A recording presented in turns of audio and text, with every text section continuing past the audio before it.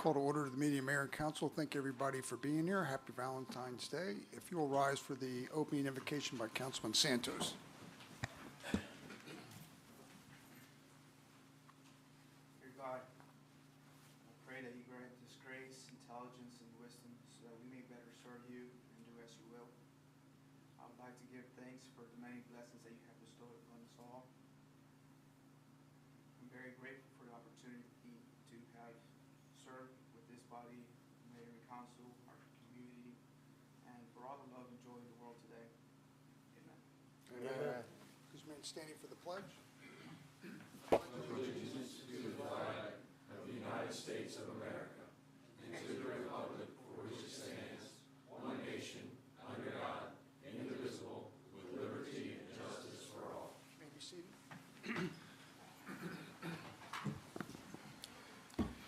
Okay, do we have any changes to tonight's agenda? No, sir, we do not. Okay, you've all received the minutes from our January 24th meeting. If there are no questions or comments, I'll accept a motion to receive the minutes. I'll make that motion. We have a motion from Councilman Coy. Is there a second? I'll second. Councilman Santos, second. All in favor, say aye. Aye. Those opposed, occasion unanimous. You also have the minutes from our planning session on January 27th. If there are no questions or comments, I'll accept the motion to receive those. I'll make that motion. Councilman McCoy, is there a second? I'll second that motion. Councilman Holland, all in favor, say aye. Aye. Those opposed, okay, it's unanimous. All right, public comment. Do we have anybody signed up for public comment tonight? Yes, Dan Cannon. Mr. Cannon?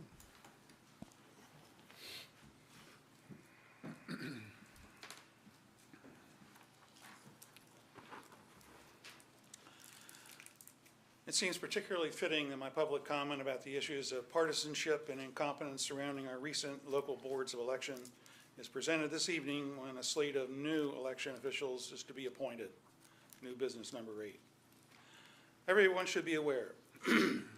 Representative Danny Short's letters in the Seaford Star cite his ongoing concerns about municipal elections being tainted by involvement in or exposure to political partisanship and confusion if moved to and held during the November general elections. Well, Representative Short, get real. It's too late to avoid serious partisan political entanglements in our local municipal elections. Just take a look at some of the appointments of election officials by an unabashedly partisan mayor with approval by a currently partisan city council majority. As a poignant example of the injection of partisanship into these appointments, recall that in 2020 election cycle, pseudonym J. Dredd attacked mayoral candidate James King and endorsed Genshaw in a letter to the Seaford Star. Then in 2021, Genshaw appointed Dredd to be the new chair of the Board of Elections. Other examples were also raised during the 124 public comment. For instance, Genshaw appointed pseudonym Mary H., who served as a 2022 election officer, while his or her partner lighted up the internet with nonstop endorsements of Genshaw crony Matt McCoy.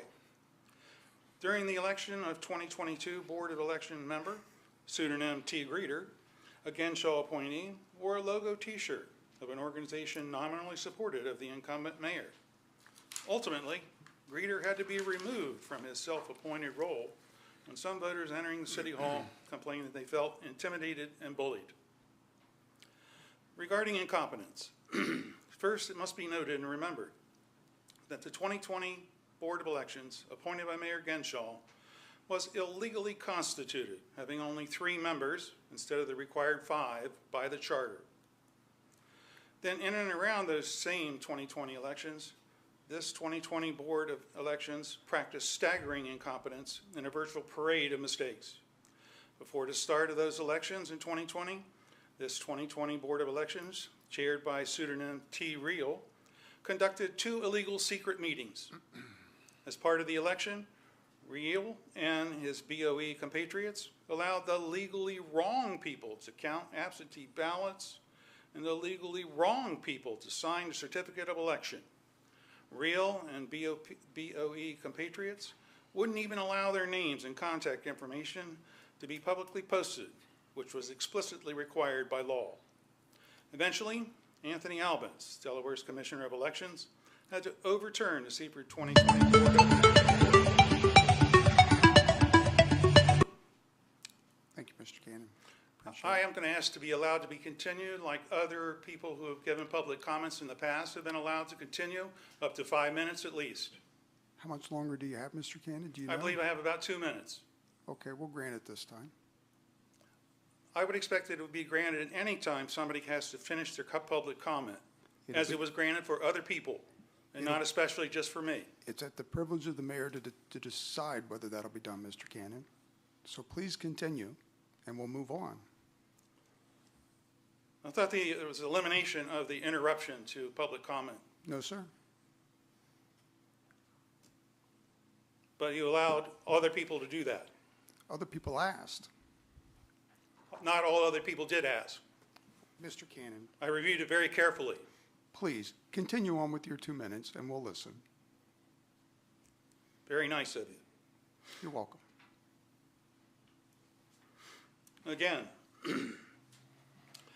as part of the election, Real and his BOE compatriots allowed the legally wrong people to count absentee ballots and the legally wrong people to sign the certificate of election.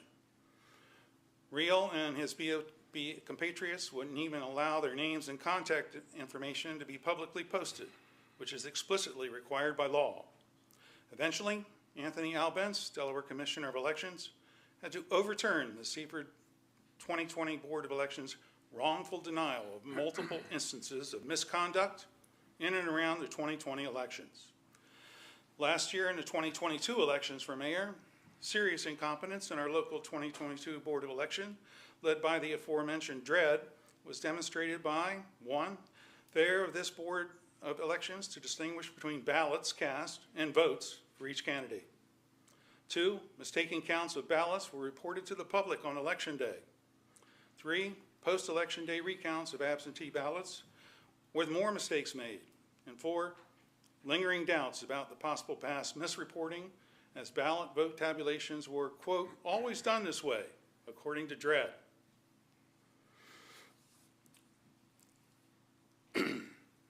Moving the municipal elections to November would replace local, generally untrained or lightly trained volunteers with a well-supervised elections cadre under the leadership and direction of the Delaware Department of Elections. These personnel will be trained to the level of competence beyond that of current, mostly well-intentioned volunteers. Unlike locals, these personnel would have no skin in the game for or against any candidate and be without even a whiff of tainted partisanship. Management and conduction of Seaford's municipal elections during the November general elections by the Delaware Department of Elections would be a positive step toward eliminating the kinds of documented problems of incompetence and political partisanship here in Seaford. I would encourage Representative Short, his allies, Mayor and City Council to add these facts to the stack of facts favoring a move to Seaford's municipal elections to the November general election date for the good of all involved. And finally, some words of advice to the newly appointed or reappointed election officials. Seek training available from the Department of Elections, and if the local counsel you receive doesn't sound right, take it with a grain of salt when making decisions. Good luck. Okay, who's next on public comment? Chris Vane. Mr. Vane?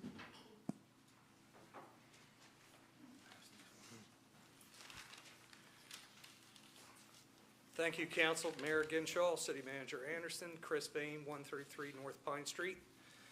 Briefly, I want to thank the following individuals for sharing valuable time with me recently. Councilman Henderson and Police Chief Kraft, who spent nearly 2.5 hours on a Saturday morning discussing the efforts on law enforcement in the city. I believe they are well aware of the many situations facing us, and they have my support. Also, City Manager Anderson, who spent nearly an hour with me this past Friday educating me on code enforcement, he has my support. Finally, Mayor Ginshaw also spent time with me over the phone on several occasions on code enforcement and other matters, and he has my support. Thanks to all for your accessibility. I look forward to continuing that in the future. Thank you. Thank you. Do we have anyone else here for public comment? Paul Sale.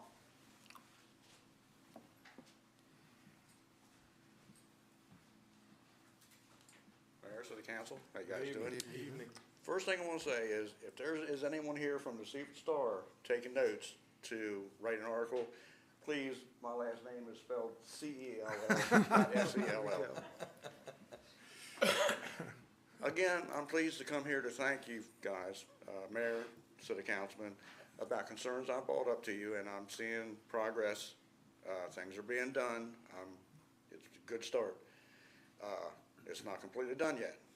I still have a problem with my next door neighbor, 331 Pine Street, which recently got condemned, and it's vacate immediately.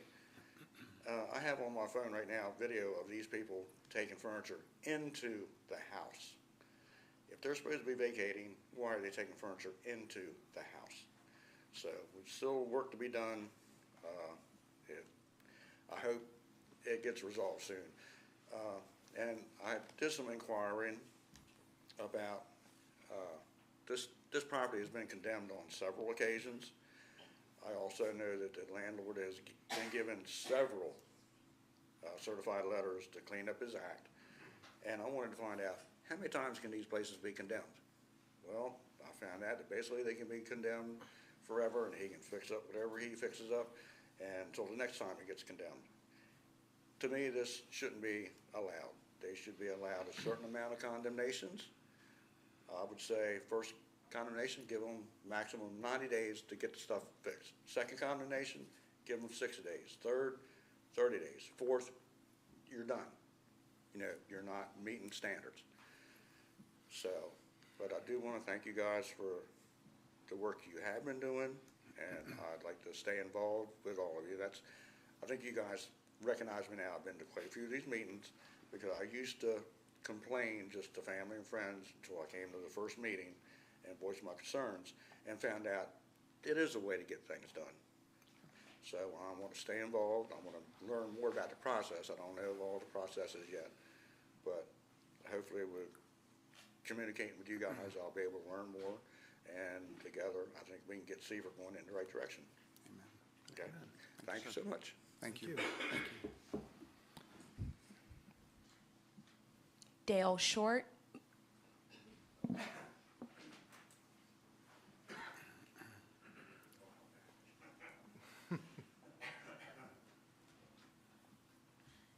Dale Short, 5043 Boyce Road, Seaford.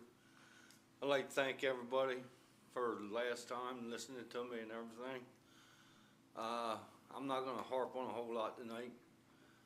It's just I've got some concerns around the license fee that we've had for the last several years. I briefly said I looked at other towns before coming to Seaford to do business, and that was one thing that turned me away from it. If the license fee is going to work now, everybody's got to be treated the same. We can't be picking and choosing who's going to get what and who's not going to get stuff. I invite anybody that wants to come out to my property on Pine Street. I'll meet you any time of the day, morning, night, and I'll show you firsthand what's going on in the neighborhood. It's basically, when I bought the property 20 years ago, I could have sold the property 5-10 years down the road. Now, if I wanted to sell it, I'd be laughed out of town just about. But things need to be changed. I know there's lots going on right now. I would like to see the law enforcement do something about the speed on the side roads and Route 20. Hopefully that's being addressed. But like I said, if anybody wants to ask me some questions or see what's going on, just feel free to contact me. Thank you for your time. Mr. Short. Michael Mulvaney.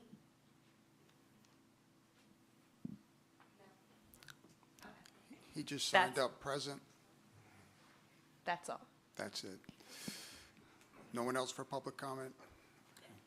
First off, let me say thank you for those of you who come up and speak. I know it's uncomfortable to come up and speak in front of a group, but I think the police chief would say the same, is that it's hearing from citizens that we know more about what's going on. We just don't have enough eyes and ears on the street to see everything. So we appreciate your comments, allowing us time to follow up on that. So thank you for all that you're doing.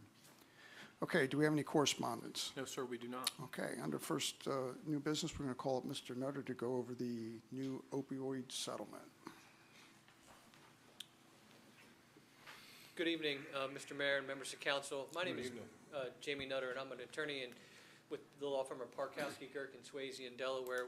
We have served as a special counsel to the city of Seaford as well as other municipalities and counties in Delaware with respect to ongoing litigation against really three classes of defendants related to the opioid crisis that has really taken over the country in the last decade or so. The classes are really the manufacturers of opioids, those that produce both name brand and generic opioids, painkillers, distributors, which are the big national companies that will bring the drugs to the retail chains, and then the retail chains themselves. Seaford has, by virtue of filing litigation and or by population threshold been what's called under a lot of the settlements that's been reached, either a litigating subdivision or a primary subdivision. So each time that there's a settlement, there's an opportunity to both come before the town to give an update on the litigation, but then also to discuss the process for joining in those settlements and what joining in those settlements means in terms of recovery for the state of Delaware as a whole. Under the structure that's been set up with the state of Delaware and through the passage of some legislation, all of the money that comes to the state of Delaware and its subdivisions rolls up into a single fund that is quarantined, if you will, or segregated from other state funds and can only be used for abatement purposes. So this is sort of building on one of the lessons from some of the tobacco settlements is it can't be rated for budget deficits, for non-treatment or remediation-based uses. So it's an abatement fund. All of the money, the state has dedicated all of their money to the same fund, and all the municipalities and counties dedicated the same funding. And the idea was a lot of these settlements are paid out over a long period of time, some of them as much as 17 to 18 years. And the impact, the scale that can be given by everybody contributing to the abatement fund is much greater if all of the money is in a single pot that is controlled by a commission, which then takes in grant requests. Initial grant requests from some of the earlier settlements have already been submitted and are being gone through, and Seaford has a representation on the commission. It's called the Prescription Opioid Distribution Commission through its local government subcommittee, which makes recommendations for usage of the money. I believe Chief Kraft serves on that for the city. So I'm going to borrow what the Attorney General has presented with respect to the existing settlements and then the new settlements, and then go through some of the resolution to join in the new settlements. Each of the settlements has a maximum amount that the state can obtain, and that is contingent on receiving 100% participation from all of its eligible subdivisions. So you can go forward. This is just the existing settled cases. The first is the money that was received through national settlements against the largest distributors, McKesson, Cardinal, and AmerisourceBergen. That was $77 million to the Prescription Opioid Impact Fund to be received, and there's a chart that you'll see that has estimates of when the payments will be received, but those first payments will come in 2024. Johnson & Johnson is $17.5 million, and that first payment has already been received and is in the fund. McKinsey was a prior settlement. McKinsey is a consultant that worked with a lot of the manufacturers on marketing, branding, and those sorts of efforts. That was a state-only settlement, and that was already received. Most of that was already received, about $2.25 million. And Mallinckrodt is a manufacturer of opioids. There was a earlier settlement reached, but didn't go all the way through, and so they declared bankruptcy have received approval to come out of bankruptcy, and that will result in about $4.8 million to the fund. Next slide is the projections for the money that will be received for abatement uses here in the state of Delaware. The total is right now is about 13 and a little slightly more than $13.5 million. But as you can see from these existing settlements, it'll assuming Delaware receives the maximum, there's about $102 million that will be used that can be funding recovery programs, abatement uses, peer supports. I mean, there's a list in each of the settlement agreement of what's authorized. The next slide. Under the new settlements, and these are the new ones that you'll be considering whether or not to join tonight, there's 5.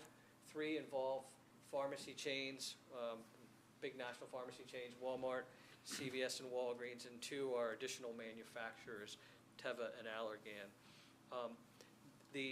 What's highlighted is these are the maximum amounts, assuming full participation. Under the Walmart settlement, and this will all be paid in 2023, for Walmart at least, it's about $11.8 million. CVS paid out over 10 years is about $20 million, slightly more. Walgreens, the payout is over 15 years, and it's $22.7 million. Teva is $15.8 million. It's paid out over 13 years. There is, under that particular settlement, something that the Opioid Distribution Committee will have to consider and make a decision on is whether to accept in lieu of additional payments Narcan at a discounted cost. So they're offering both money and product, but it'll depend on what the price of Narcan is and whether it's more cost-effective to purchase that as a supply at the time when that decision it needs to be made. And under Allergan, it's about $9.4 million, and again, paid out over 7 years.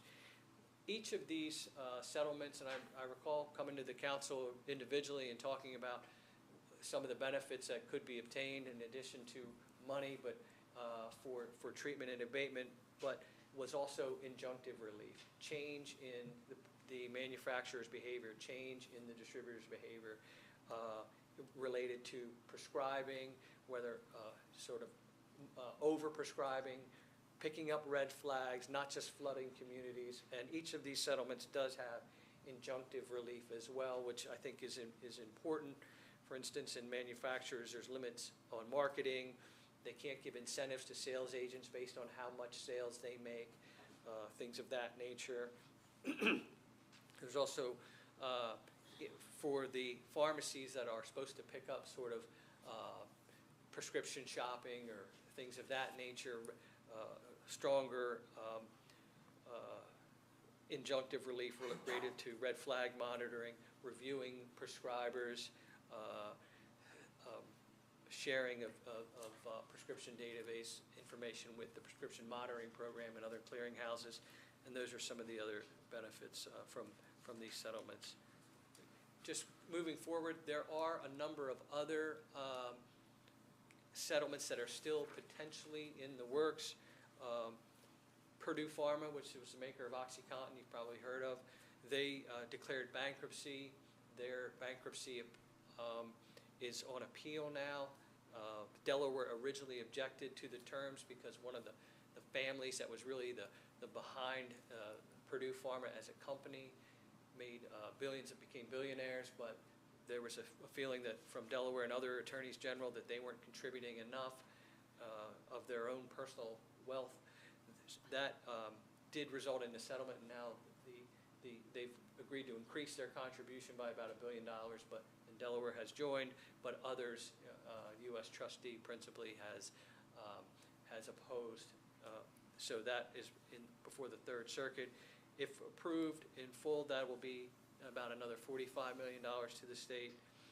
Endo is another manufacturer, and that'll be about another $2 million. And there's some other defendants that are still out there, including Rite Aid and some of the other national chains moving forward. In terms of the timeline for whether to become, to join in the settlement, they all generally have the same timelines for the most part. Notices were issued in January to Seaford in this case. The deadline under the settlements is April the 18th to become a participant in the settlement. And for most of the defendants in these cases, there's essentially an effective date or a reference date, a review period they get, where they have to decide whether or not they believe that there's been sufficient participation nationally from all of both the states and litigating subdivisions to go forward with the settlement, and then an effective date. Most of them will have an effective date in July after that review period, and then initial payments that will begin to go out in August, assuming all of the settlements that go forward. But money is already in the account. Again, this is the Prescription Opioid Distribution Fund. Money is in that account for distribution this year. The original amount set for grants were about $3 million. They sort of started small so that each of the max grant out of this initial tranche is $100,000. But they're going to be looking at both revenue coming in and projections for revenue over the next few years to make decisions on how to best allocate that money, but putting it into the community and only using it for abatement purposes. And that's clear from the statutes that created the fund and also the terms of the settlement, which were built in this time, unlike in the tobacco settlement, to make sure that money was going directly towards harm reduction and abatement. Does anyone have any questions? I'll stop there. That was sort of a lot of information. Any Yes, sir. questions for Mr. Nutter? Councilman King? Yeah, thank you, Mr. Mayor. So first of all, I mean, for me, it's very disheartening to see the minimal amount of money that the pharmaceuticals are paying out for the damage that they have created across the entire country. It's minimal. And with that being said, if I understood you correctly, so these settlement funds, the state of Delaware is filing a motion to join the national settlements, and then the city of Seaford is tagging along with the state of Delaware. Can you give me just a little bit more? Sure. So the amounts that you're seeing are just the Delaware allocation. Okay. And so the settlements, the distributor settlement was $21 billion. But Delaware, relative to, we are a high harm state under a lot of these settlements, meaning there's factors that determine whether or not, where you are sort of come down in the harm paradigm, but we are a high harm state in terms of amounts that were distributed into the communities, amount of overdose deaths, amount of overdosage periods. So, but just based on population, we don't our overall allocation is about, in most of these, is about 0.5% of the total amounts that are coming in. And that's how so then they make a decision, the state makes a decision on how they divide that up and pay out whoever's filing for that money, right? So, I mean, each city could actually potentially get a different percentage, a larger amount of money? Or is it the same amount of money? I mean, could Wilmington, let's look at the population in Wilmington versus Seaford. So if Seaford says, hey, we've met that criteria and we want those resources, and everyone has filed correctly and they're part of this litigation, how is Delaware distributing the funds? Is it an equal distribute, or is it based on population? Like, what does that look like? So so there's no direct, so from the money that's coming into Delaware, the 0.5% under these settlements. So for instance, if you take let me go back, forgive me. So let's just take the distributor settlements, because that was the largest. Those three are going to be contributing over the next, through 2038, $77 million to the state.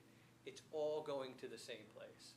So all of the money, the state's share, which under the settlement would have been, otherwise been 85%, and the subdivision's share, the default under the settlement agreements was basically 70% to the state, 15% for general funds for not related to abatement, and 15% for the subdivisions.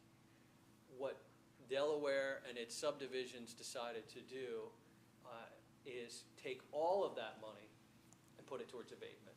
So nothing for general expenses. So the state's share of what would have been that 15% that is non-abatement related is going to abatement, and the subdivision share.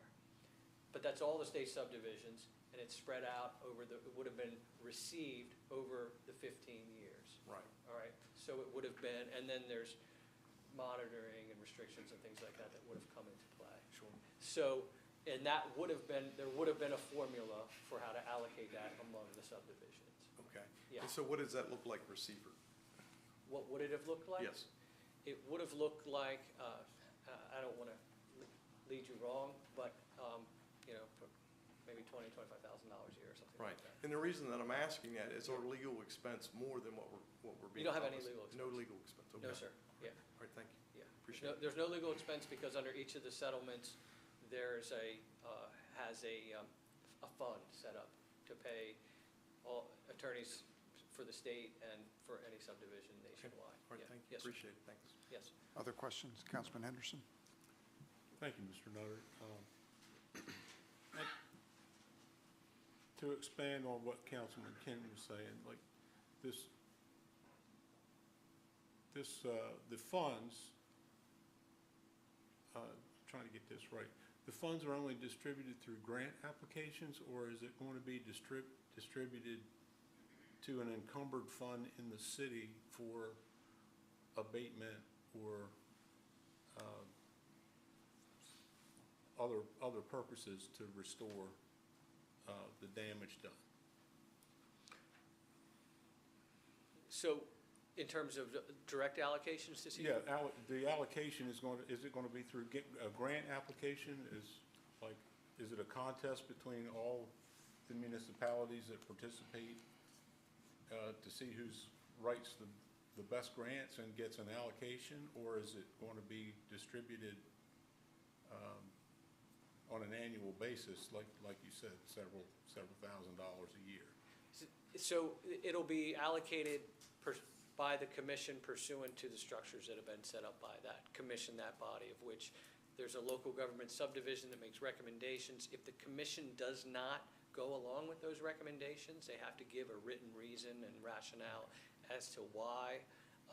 And then the commission itself has 4 members of local governments on it. So there's a local government subcommittee and 4 members on the committee itself. It's still not clear to me, but. Yeah. So is it clear that, just so not every town or city in Delaware is part of this deal? It was only those that signed up at the original? Yeah, so there's, under the settlements, there's, like I said, litigating or priority subdivisions based on population, but the grants could be used throughout the state. But not every town has that same status of being a priority subdivision because they don't have the population threshold. And I'm correct that the mayor is our appointed person that sits on that commission. The chief of police is It's the his designated. alternate. Yeah, so in Seaford's behalf, a part-time politician sitting on that committee to me is not of much value. No offense to the other ones, but the money is ultimately going to be directed towards somebody or some department like the police department that's going to use indirect use. So our chief sitting on that really represents our city better than I ever would. And he's keeping us all informed. So I'm grateful because these calls are monthly and they're long. And I appreciate him taking the time to sit on there for my behalf. So- Councilman King, did you have another question? Yeah, just to get a little bit clarity for me. So, I mean, do we have somebody that's like advocating? So if they have this fund of money and they're making a decision on where it's allocated, right? So if we feel that there's a need here, right? So is it measurable? Does somebody go in front of them and present a case saying, hey, you know, Seaford was impacted by opioids. Here's why, right? So is there a lobbyist or an advocate? Like, how does the state determine who gets it and who doesn't get it. I understand who's eligible, because if you got in, I understand the logistics of it, but. The structure. The structure, but at the end of the day, like, who's making a decision, this committee, right? So if we need some of that, or want more of that, how do we do that? Like, who advocates that? For the people that sit on the committee, or do we need to send somebody up to have a conversation saying, hey, we need more, we want more? Or is it just, is what it is, and they ultimately just make a decision for the state? Yeah, I mean, let me be clear, there's not enough money anywhere to Right. fully address all of the need. The total that will come in will be about $250 million if all of it is received, and assuming Delaware gets the max amount. In terms of advocating for Seaford, and I think it is having the police chief, the community organizations, whether if it's a treatment center, or a lot of the providers do statewide work, like the behavioral health and substance abuse and providers of that nature. But right now, since it's just sort of getting stood up, and I assume it'll probably may evolve over time over the next several years in terms of how the money is getting allocated. Sure. I think that's why they went with up to 30 grants in the first tranche, to make sure that it was hitting a lot of the communities, because every community has, maybe not to the same extent, but a lot of the same underlying factors and, Sure. and need-based. But it's really about getting the money out onto the street as Sure. fast as possible. Well, that too, and the educational aspect of it, Yeah. right? So the prevention, educating, right? When I was in school, we had a DARE program, right? So there's people out educating the dangers of this, and so. Yeah. It would be nice to see some of that money going into a program, a preventative program, to bring awareness to this, to keep people maybe from potentially, trying and getting addicted. So I was curious about the dollars and how it was being allocated. So I have a lot better understanding now. Thank you. Sure, and there are monthly meetings of the commission itself, but there are also almost every week subcommittee meetings. There's an outreach and public awareness subcommittee that is out trying to get taking information about how to best drive a lot of this information about what the fund is. At the next League of Local Governments meeting, there's going to be a presentation by the co-chairs of the commission, the Lieutenant Governor and Attorney General, on the distribution process for the grants, and at the next Sussex Association of Towns, we'll have something similar as well, because this is the first year that money is starting to come in. In terms of joining the next settlements that have been announced, again, the deadline is April the 18th. The total money to Delaware, in order for Delaware to get the max amount, it does require 100% participation, and under the sign-on through the statute, and then the roads map agreement, which is remediating opioids across Delaware through state municipal abatement partnership. You would not continue to participate as a member if you were not to join on. So that's sort of one of the negatives of not joining on. It would be nice to have a direct amount to say this money's coming to Seaford directly. Under the settlement agreements, again, it was that partnership agreement would have become operative simply by Newcastle County signing on, because they had the requisite threshold population. Sure. So we advocated for a structure that, one, made sure it could only go to abatement, and that all of the local subdivisions had representation. Thank you. Any other questions for Mr. Nutter? I can assure our community that there's no one better in our town finding available funds for the city of Seaford than our police chief. So That is true. if there's an opportunity to benefit our town, he will be all over it and getting everybody involved to make it happen. So, And maybe just for council's edification, what's in your package is a resolution R 23-01 that was prepared by Mr. Nutter. And what it does, if council approves it, it'll allow the mayor and/or city manager designated as authorized signatories for the purpose of this resolution. So David or I, the mayor or I, will be able to electronically sign this paperwork to include us in this. Did I sum that up appropriately? Yes, that's correct. It's all coming, well, you can do it by paper, but a lot of it's through DocuSign electronically from the settlement administrator, and it's executed in that fashion. And I don't want to put the chief on the spot, but if it's helpful for anybody on council, if he wanted to talk just about the commission itself and what he's observed, I don't know if that's in Sure. order. Yep. Chief, is there anything else you wanted to add that you've learned from these calls? This looks like the last slide that we had at the last meeting. It is. If you go, can you advance forward? There's some targeted groups that this funding basically goes towards for harm reduction and abatement. And also. Chief, can you come up, Chief? I'm sorry. Thank you, sir. So just two things. One, when I was sitting on a couple of the meetings, there was a process for applications. The applications haven't opened yet. I think the city manager has already signed forms, and we should be receiving an application process soon. So we may need to have conversations about what targeted groups that this funding can go towards may be. I don't know if the attorney would like to show any of those slides or not, but I don't know if they that's were the general included in our process. package. Okay. Thanks, Chief.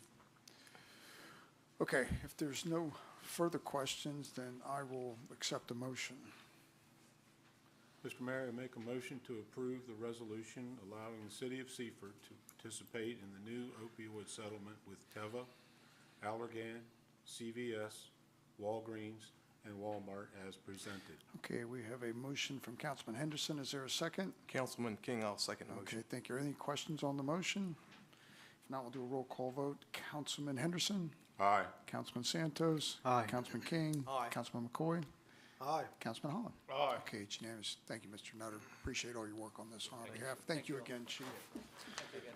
All right, next I'll call up Mrs. Anger from our credit department to go over real estate tax appeals. Hello, everybody. Good evening. I'm just here to request to set the dates for the upcoming tax appeals. I've talked to our tax assessor, and he would be available March the 28th. The only comment I'd like to make, if you don't mind, Mayor, that is the city council is the formal board of tax appeals.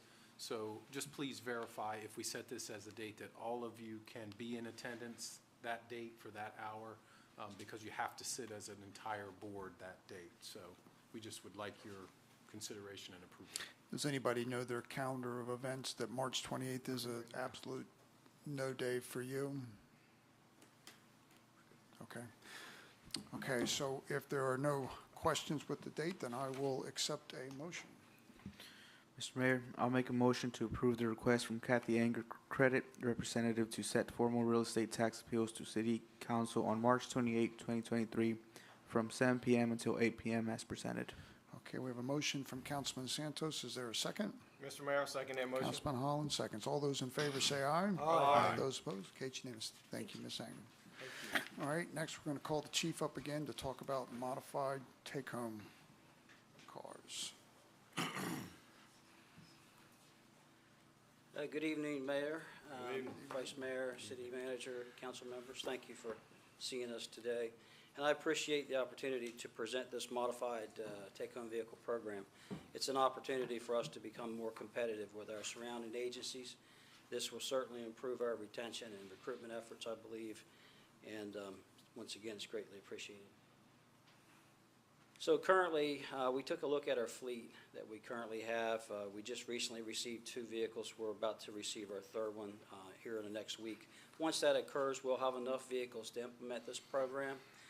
And what our hope is that while officers are working, they would drive to work, and on the days that they work, they would take their assigned police vehicle home.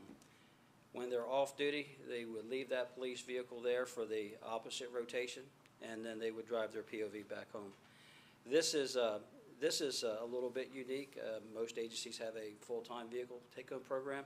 This is very cost-effective, I think, for our city, minimum cost in comparison to the replacement of an officer. And what we're hoping to see is from this, where we've got a few extra vehicles, that these vehicles will actually see a little bit more of a break, more of a 12-hour rest. In the past, our vehicles have been running 7 days a week, 24 hours a day, unless they break down. And we've been having several of those issues until just recently when we added additional vehicles to the fleet. If you look up on the screen, there's 14 GPS tracker devices that we recently were able to purchase on a grant. And most of those have been installed. The only ones that they have not been installed on are 2 new recently received patrol vehicles. We're waiting for those radios to be upgraded. So our plan is once those radios are upgraded, they're road ready, we'll install those other 2 GPS trackers.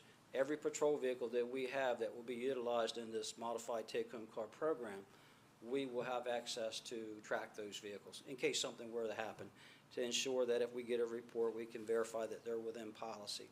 There is a range on this policy too. You have to have her advance it.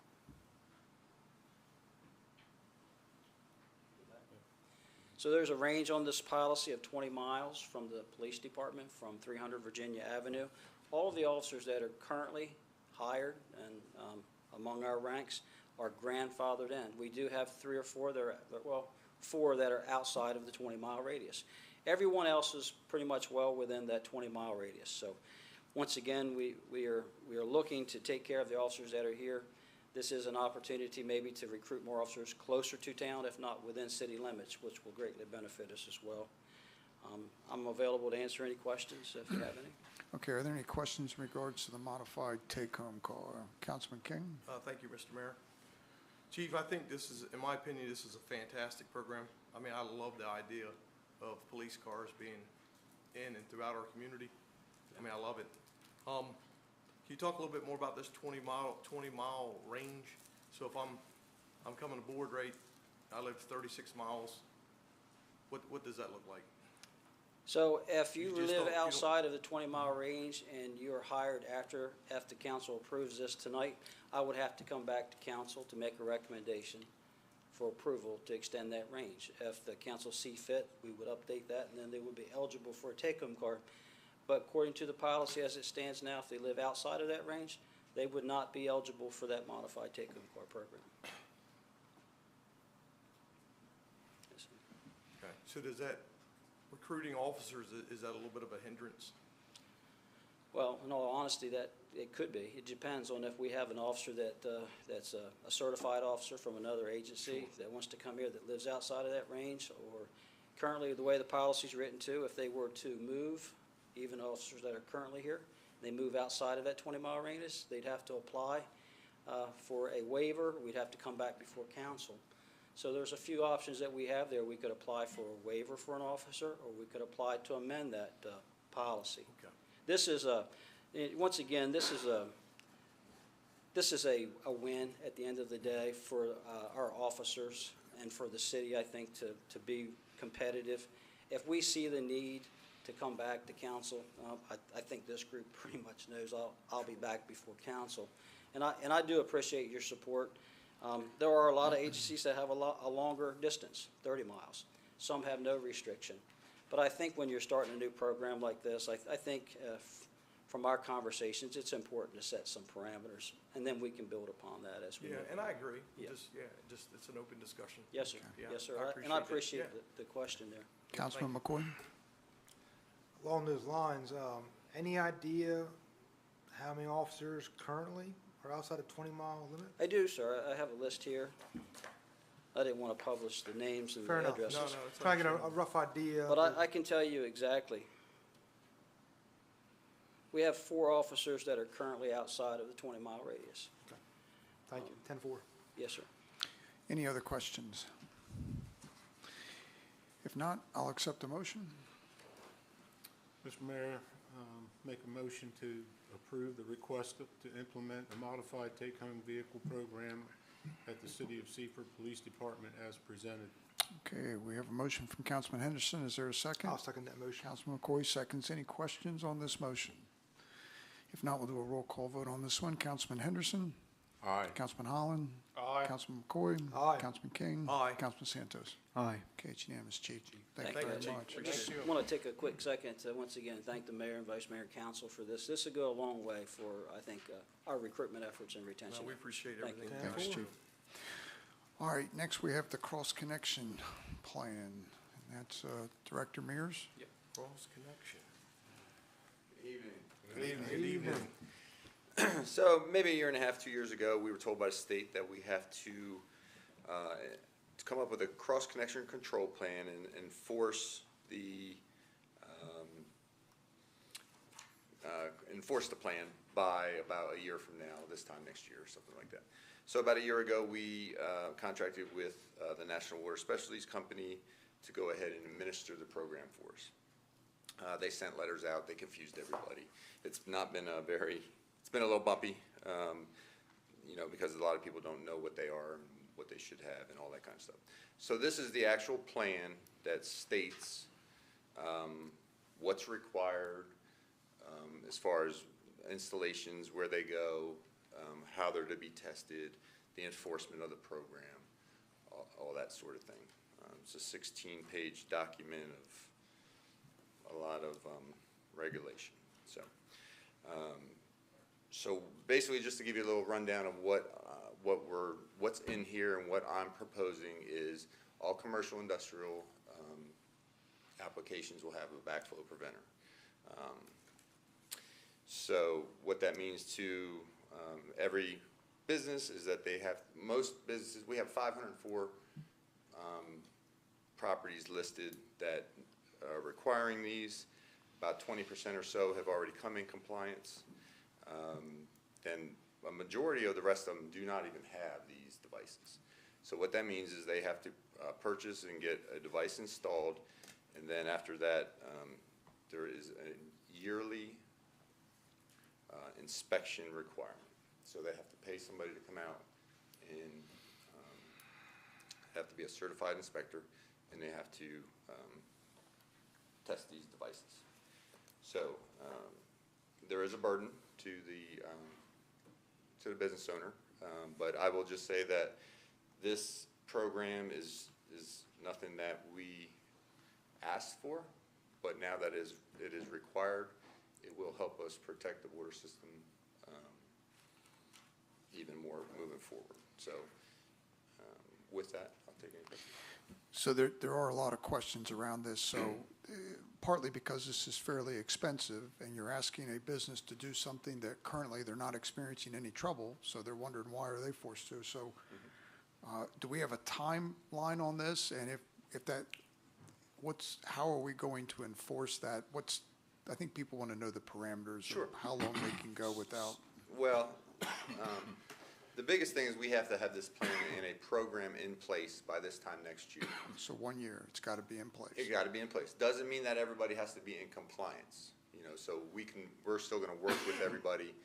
We still, in here, we dictate the enforcement portion of it. Hey, if you don't have one, this is what happens. Ultimately, we can shut your water off. But if we're going to work with everyone we can, give them as much time as they need. We're not looking to harm anybody. It's just something we have to do.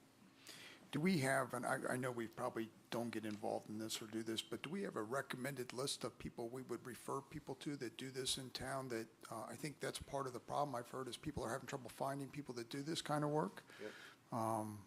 Do we have something like that we could push out? Yes. Yep. So with this company we're using, there is a website. They list all the certified testers in Delaware. The only bad thing about that is there's no contact information.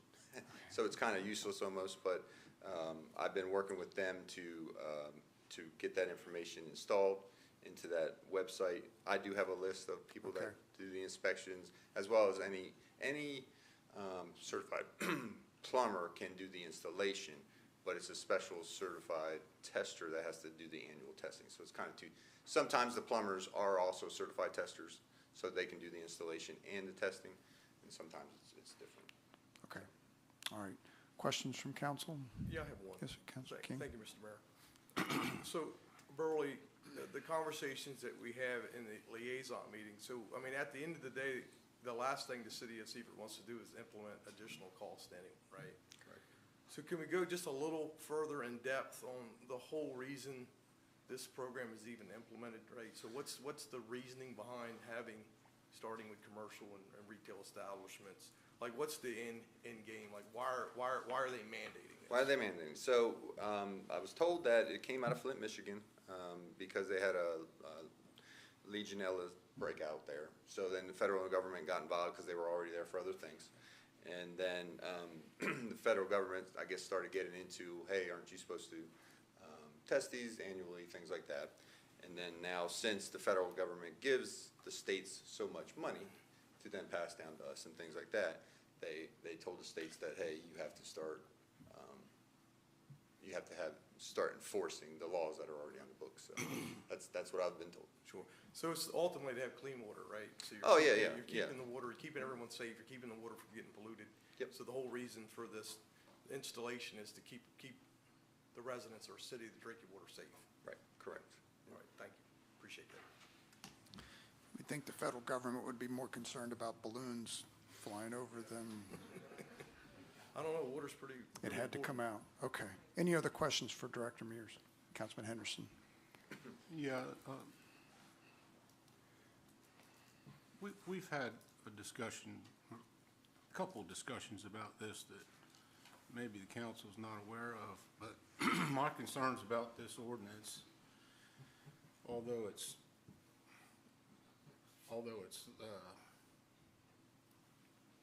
mandated, there's not enough attention paid to the alternative. And on page 16 of this ordinance, there is an alternative that is not being promoted, and it's not being marketed, simply because I think that there's too much, not on the city's behalf, but on our administrator and the way these plumbers are, incentivized to install these things. If you were to look at paragraph 21.2.5, it says, in lieu of assessments and installation of backflow prevention assemblies at customer premises deemed low hazard, a public water system may implement a public education program. Now, you've had 20% participation so far out of the 40. You've had approximately 100 people or businesses that have participated in this. And my guess is that the vast majority of those people who have participated in this and complied are in low hazard environments. A real estate office, just an office anywhere that's low hazard is protected by air gaps, which is by far the best backflow prevention device available. And it goes on to list the other, the public program that shall be included at a minimum. And there's not really any mention of that in this ordinance. And I think that it's onerous to have someone who has a small office downtown or a small office anywhere in this city have to put out this kind of money, which is it can be in the thousands of dollars plus annual inspection fees. So I think it's anti-business, and to borrow the phrase from the city manager, the juice isn't worth the squeeze. So I'm concerned about the way this is constructed. I understand that there are, you have no argument from me about high hazard installations or systems, but low hazard systems I think should, you know, even if they have to be assessed, they have to be assessed, but they should not be mandated to install a backflow prevention device if it's low hazard, because the provision in the state says that there is an alternative.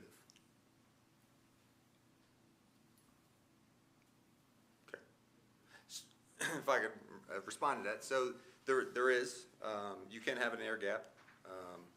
The thing about an air gap is you still have to have it inspected, assessed, inspected annually. So there's still an annual inspection fee. It might be lower than the 150 that I'm hearing for the double check valves. I don't know about that as far as the price goes. So there is still the burden to the customer, business owner, that they would have to pay an annual inspection fee. There is no doubt about it, there is a burden and a cost associated with getting these installed. It's the only way to assure, I think, the ultimate way to assure that we have clean drinking water is to have a backflow preventer versus an air gap. You know, too many times that I see air gaps are not as intended to be. You know, so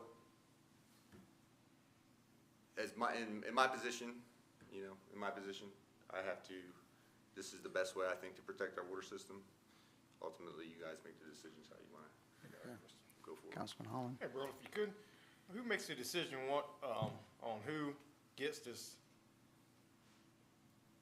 cross-connection control plan? What business get us and what business don't? So we're keeping it to all commercial. All commercial, and industrial. Yeah. And like like Councilman said, you know, there are different applications, because if you say all commercial, it could be a warehouse with one bathroom, you know, versus a restaurant or something else like that. But what we have issues with sometimes is change of uses of places. So we go in there, we permit them, we build them out. This is what's going on in there. We know what's going on. Well, next thing you know, a use changed in this warehouse. They're pressure washing. They're doing different things. Things can happen. So a check valve would assure that it doesn't get back into our system where an air gap might not. So. Question, are these our ordinances on who participates, or is it the state's? This would be ours. This is what's in this plan. Okay. So we're bouncing back between, it's a state mandate, but this is how we're going to manage it here. Yes. Okay. Yeah. All right. The state's saying you shall do, and this is saying how we shall do it. Okay. Yeah. All right. So I'm a little confused. So even if a business is deemed low risk by the state mandate. Or by us. Yeah, By us. Or the plumbing code. They still have to pay a $150 fee to be inspected every year? Now, like Councilman's saying, that if they do the air gap route, it could potentially be a little less, but you're still having someone that's certified to come out and inspect the air gap. Which is basically, you know, so if you have a mop sink, if you've ever seen a mop sink, they have the big faucets on them. A lot of people just hook a hose up to them. As soon as you put that hose on, it's no longer an air gap. Oh. If it's below the top of the... Take you in any mop room and show you that. Yeah, if it's below the top of the sink. But if we went the route of trying to divide up who's high risk and who's low risk and making that decision, that's going to require manpower to go around and make those decisions, right? We would have to do, yep, administer. That would be on the city, not the state, correct? So. And there is some leeway in the plan. I mean, ultimately, if someone came to us and had a case and said, hey, you know, like Oddfellow Cemetery came to us, you know, they're hardly ever there, you know. So I gave them time and said, don't worry about it right now, you know, type of thing. So I think there's some discretion that we can use. I was about to suggest that if there's an appeals process or something that a business can say, I'm low risk, I don't see how this really pertains to me. Yeah. I'd be more comfortable that was at least a possibility. Yeah. They would still have to do the air gap no matter what. If the council chooses to go that route, it's going to have to be fair across the board. It's going to have to be a consistent plan that everybody has access to. So. Sure. And as a landlord, I pay an inspection fee every year, right? And if I have multiple properties, which I do, I pay a fee for every property.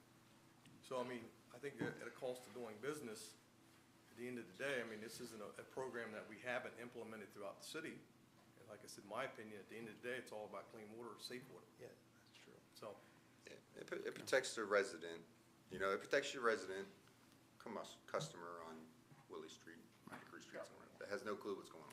Councilman Burley, what is cost to have this installed? So a typical double check valve I'm hearing is under $300 to get them installed. You know, that's at the discretion of the plumber. Right. And every application is probably a little different. Right. And then I did find some inspectors that are like $150 a year to inspect them. Other questions? Councilman Henderson. Yeah, maybe I got the wrong idea, but you mentioned a residence or somebody on Willie Street, but that's a residence, which is not included in this. There's somebody sitting in this room that's poised to spend tens, if not hundreds of thousands of dollars on backflow prevention installations. But rightly so, they're in a high hazard facility or facilities throughout the district. So, you know, and I get that. After 40 years in the plumbing business, I understand that completely. My major complaint is for the low hazard people. They're being funneled into a situation that,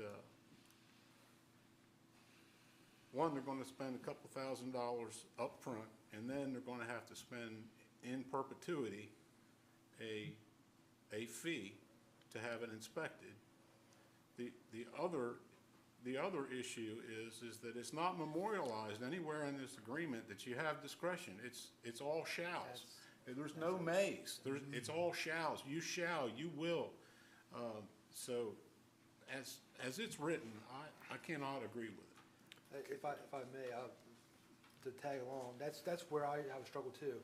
If it is up to discretion or some type of appeal process, I'd be more comfortable with that with language in the document as opposed to saying, because there are words in here that are like unlawful. If they don't do a certain thing, they're unlawful. And I don't see anywhere where it says discretion or they have an option to appeal. If that was in here, I think I'd be more comfortable with it personally. Okay. I made comment to a resident because I'm saying that the resident is being protected while someone in the commercial side is doing something. So that's what I referenced there. There's no way to appeal. If you're a commercial and you're a low hazard, there's no way to appeal. You have to, whether it's an air gap or whether they're getting a double check valve installed, they still have to get the annual inspection. I don't like it. I don't like it either. I mean, I'll go on record and say that. I don't like it either. We're being forced to do this. Understood. This is more work for us and more time and money, so. Right. Not something I To want. catch the 1%. Yep. Right. Yep. Okay. If there are no other questions or comments from council, I'll accept the motion. all right, Mr. Mayor, Councilman King, I'll make a motion to approve the cross-connection control plan as presented. Okay, we have a motion from Councilman King. Is there a second?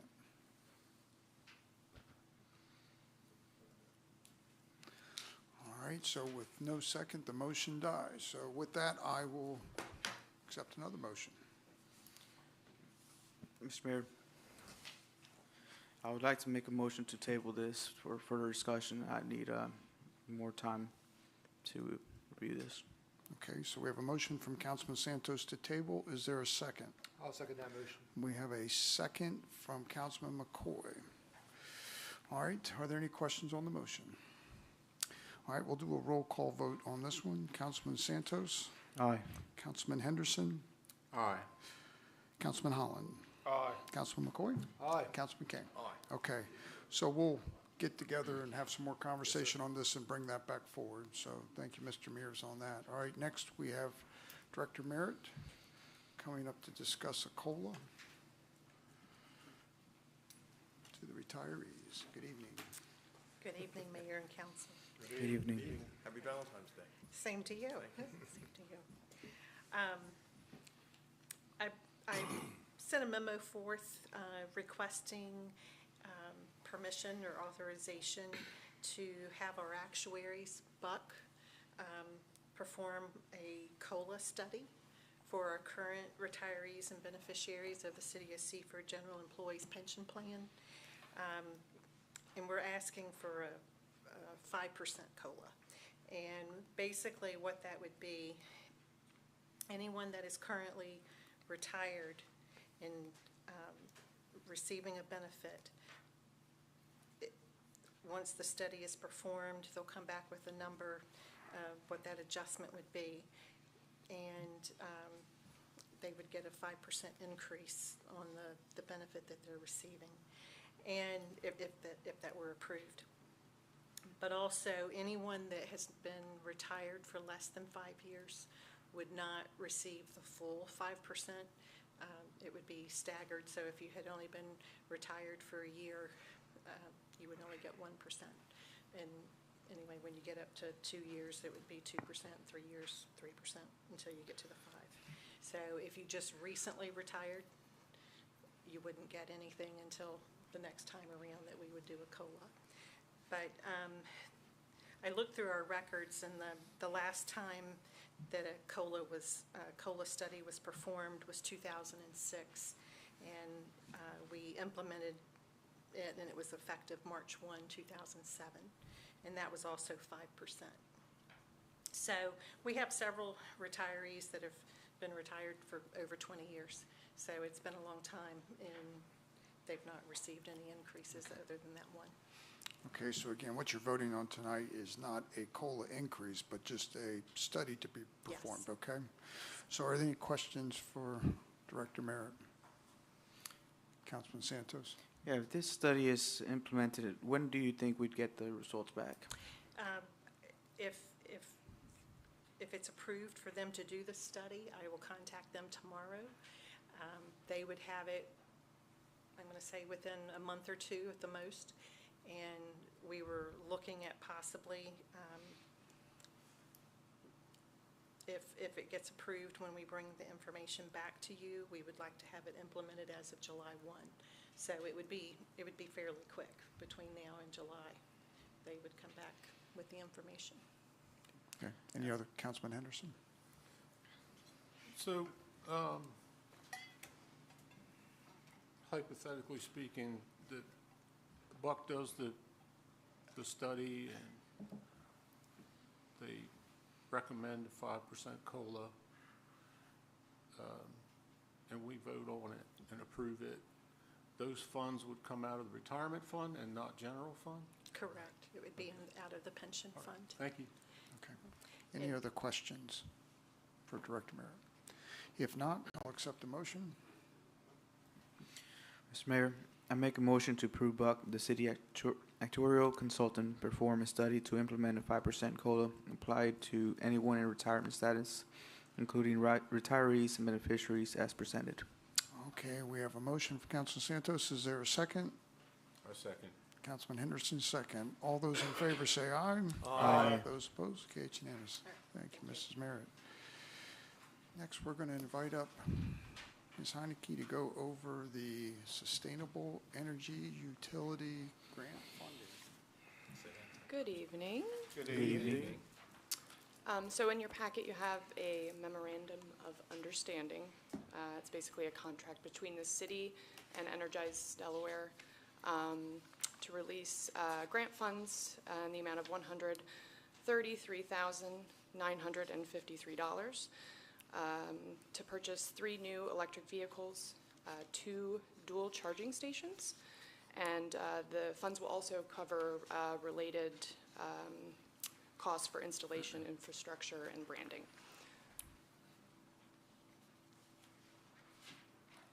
So the city requested $103,854 to replace the existing gas-powered vehicles in the Administration, Parks, and Code Department.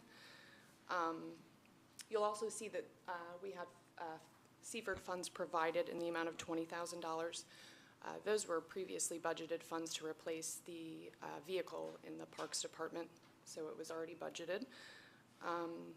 If approved, Energize Delaware will transfer 50% of the invoiced amount for these vehicles once the city provides documentation that the vehicles have been ordered and are scheduled for delivery within 6 months.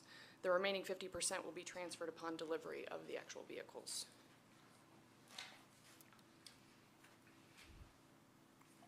So the grant included 3 vehicles. These are the proposed vehicles for the Admin and Parks Department. It is a 2003 Chevy Bolt is what we put in the application. And you'll see the information there on the standard battery range, charging time, and the estimated cost. And then this is the vehicle for the Code Department. It's a full-size truck, a Ford F-150 Lightning. Same information, the standard battery range. And these vehicles aren't going to be driving long range, so they don't require the extended batteries that they offer, just the standard. Along with the vehicles, we also requested funds for the installation of 2 charging stations. They're dual port charging stations to be installed at City Hall and the other at the Parks Department.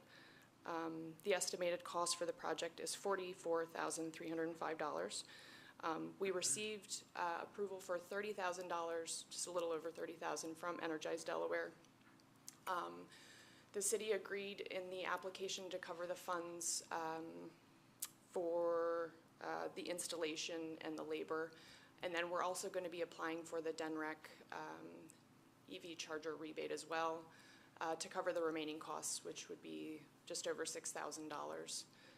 Obviously, it's not guaranteed that you're going to receive those funds, but it's very likely they are available.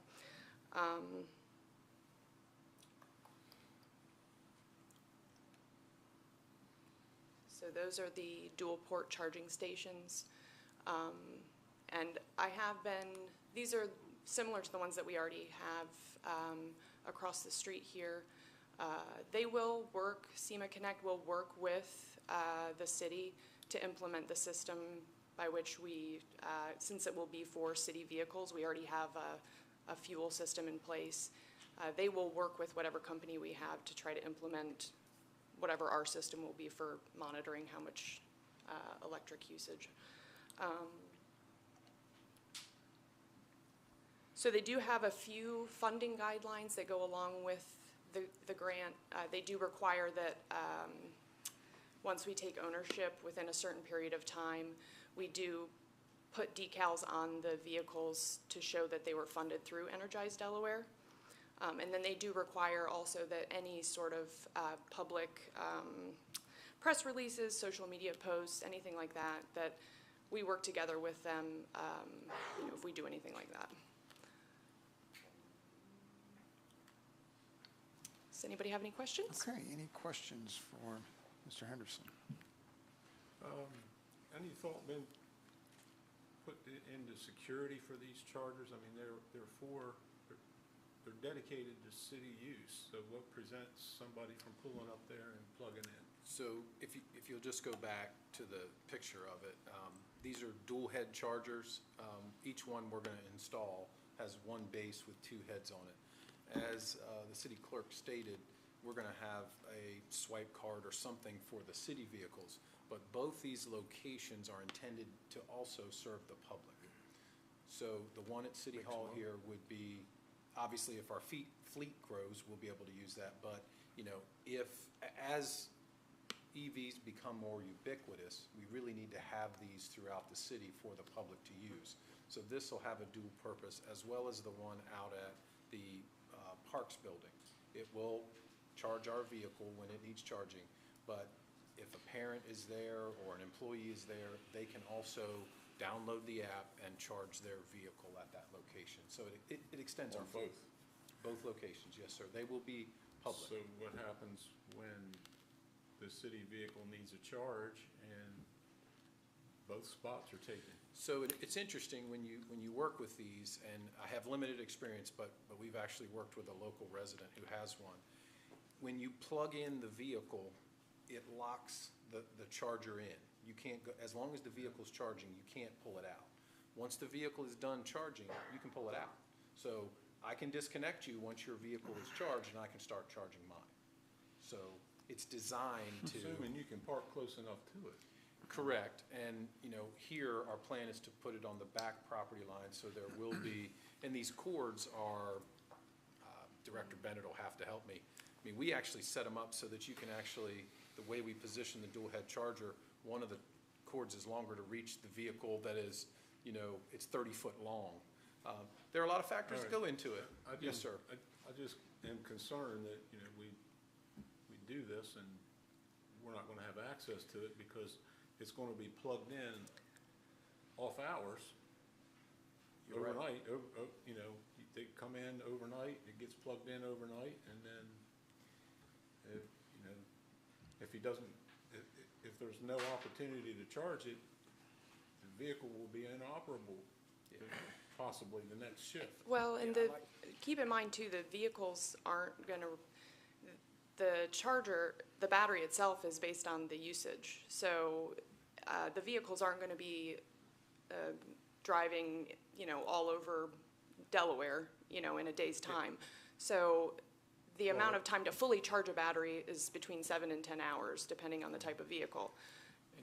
Our vehicles aren't always gonna need to be charged. To have that problem would kind of be a good problem to have, because we're making revenue off this Absolutely. charging.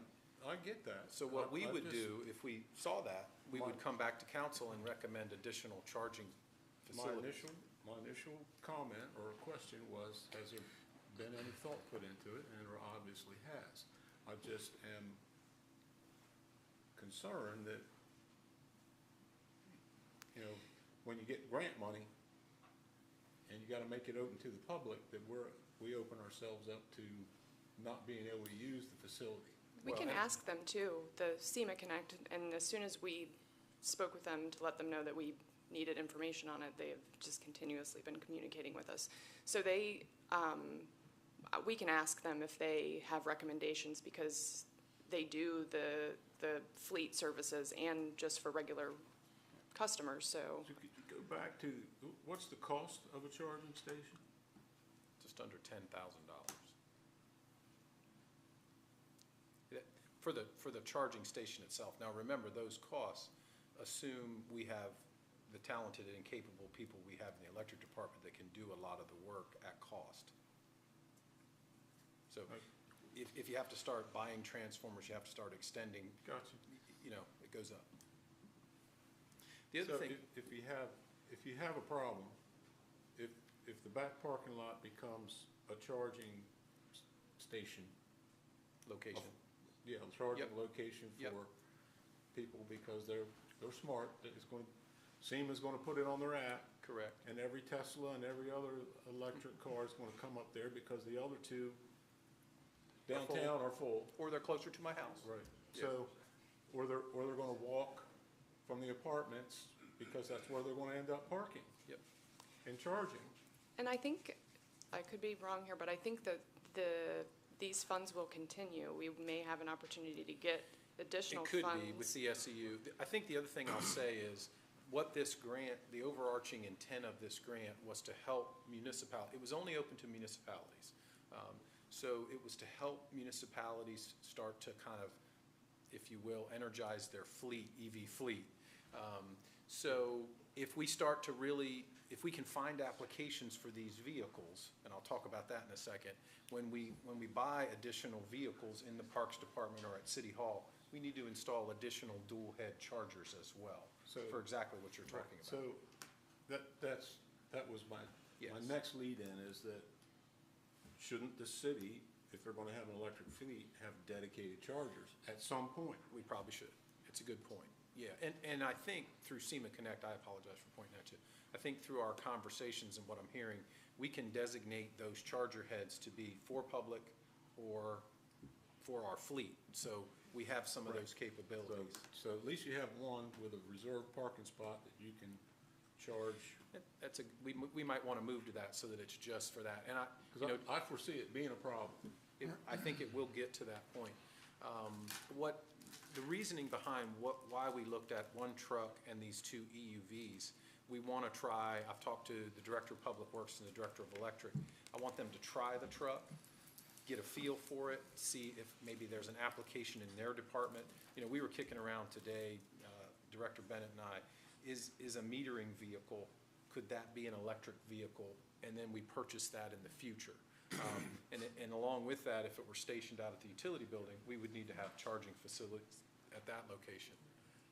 I just want to clarify one thing. The $20,000 that the city clerk referenced in our grant application, that would be in next budget year. The superintendent of parks planned on replacing that vehicle next year. So it'll be in your FY24 budget that you will come to approve. Also, just to make a statement, when the city clerk and I were looking at what vehicles, we found these because they are predicting them to be available in the next few years. The Lightning is starting to spin up their production.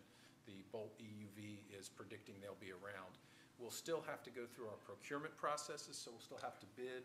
We think this is what we'll get, you know, this is what we'll put or equal, but we may wind up with something different. Yes, sir. I will note that lightning production was halted today due to battery issues. So very rightly so. And we have, I think this is about a 3-year process. It could be up to. So you know, we may not get these vehicles for 24. Yeah. Any other questions? Ms. Heineke, I'll accept the motion. Mr. Mayor, I make a motion to approve the memorandum of understanding between the City of Seaford and the Delaware Sustainability Energy Facility LLC that will provide $133,953 in grant funding to the City of Seaford to purchase 3 electric vehicles and to install 2 charging stations at city facilities as presented. Okay, we have a motion from Councilman Santos. Is there a second? Mr. Mayor, I second that motion. Councilman Holland seconds. Any questions on the motion? Now we'll do a roll call vote. Councilman Santos. Aye. Councilman Henderson. Aye. Councilman Holland. Aye. Councilman McCoy. Aye. Councilman King. Aye. Thank you. Thank you so much for your work on this. Thank Really you. appreciate it. Mayor, if I might, I would like to point out, Ms. Heineke did yeoman's work on this grant. We would not have this grant if it were not for her efforts. So Okay. I appreciate everything she did. Good job. Thank you very much. All right, next. Director Bennett's going to walk us through this fiber optic replacement. Good evening. Good evening. Good evening. I wish y'all happy Valentine's Day too. Thank you. Thank you, Mr. President. Appreciate that. As you're aware, we have a fiber loop that runs throughout the city that goes to most of the city buildings. We have an east loop and a west loop for redundancy, so we hopefully never lose fiber connection. On the east loop, they went to do some splicing out by the Mears campus on Herring Run Road, and they found a splice case, which is the picture. One similar to that. That one isn't the one at Mears. That's no longer viable. There's brittle cable in there, and from where they've had to do splicing a couple of times because it's like 20 years old now. It's short. The splicing you see now actually came out of a vault down the road, and it has water damage where it was in the fault, and it fell off of the platform it was on. It was down in the water. So this has made the east loop non-functioning, so we don't have redundancy now. So everything we have is operating on the west loop. To fix this, we would have to run some cable, which we have about 3 extra feet if all the measurements are right. 96 count fiber cable, and then it would be about $5,500 to do the splicing. So in that, there's a couple things.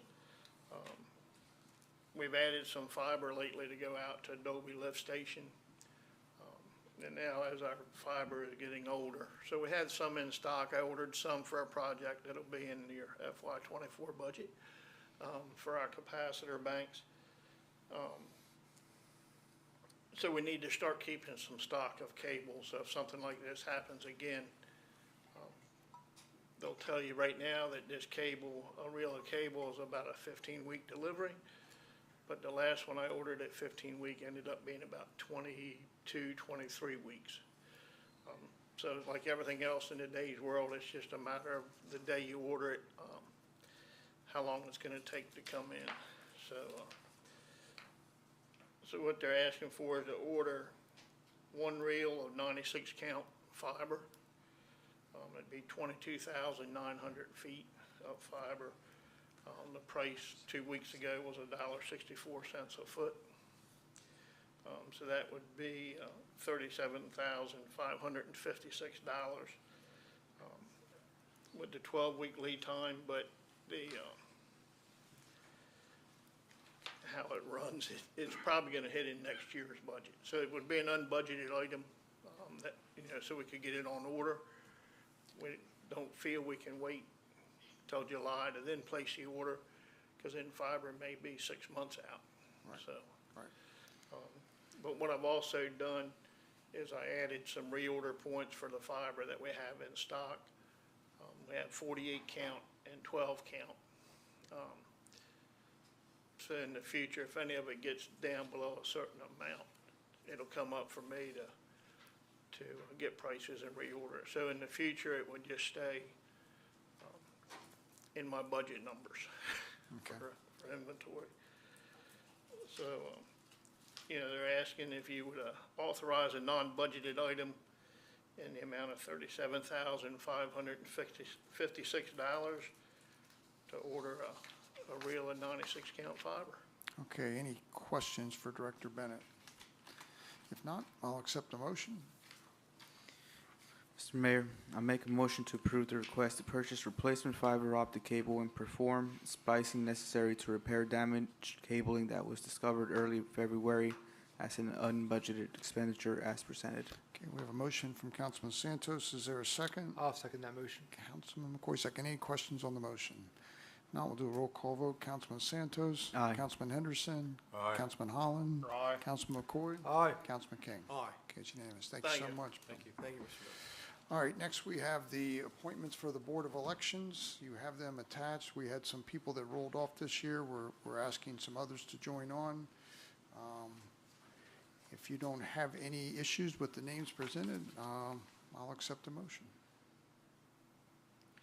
Mr. Mayor, I'll make a motion to approve the appointments for the Board of Elections for the 2023 municipal election as presented. Okay, we have a motion from Councilman Santos. Is there a second? I'll second that motion. Councilman McCoy seconds. Any questions on the motion? If not, we'll do a roll call vote. Councilman Santos. Aye. Councilman Henderson. Aye. Councilman Holland. Councilman McCoy. Aye. Councilman King. Aye. Okay, it's unanimous. All right, next we have bids on the Seaford Village Lift Station. We got two for the price of one on this one. All right. Good evening. Hey, guys. Good evening. Mayor, Council, City Manager. Open bids for the Seaford Village Lift Station Replacement Project back on February 2nd. Had 8 bids that we accepted, opened. All the bids were found to be responsive, including everything they needed to include. We had some very competitive bids, which we were glad to see. The 3 lowest bids were all within $3,000 of each other.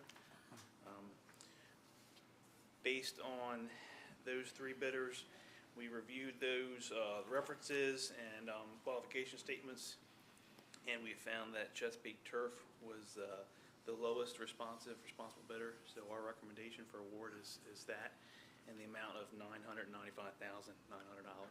Okay. And just maybe to add a comment, this was, Mr. Mears did put this in his budget. I believe you budgeted $1.1 million for this project.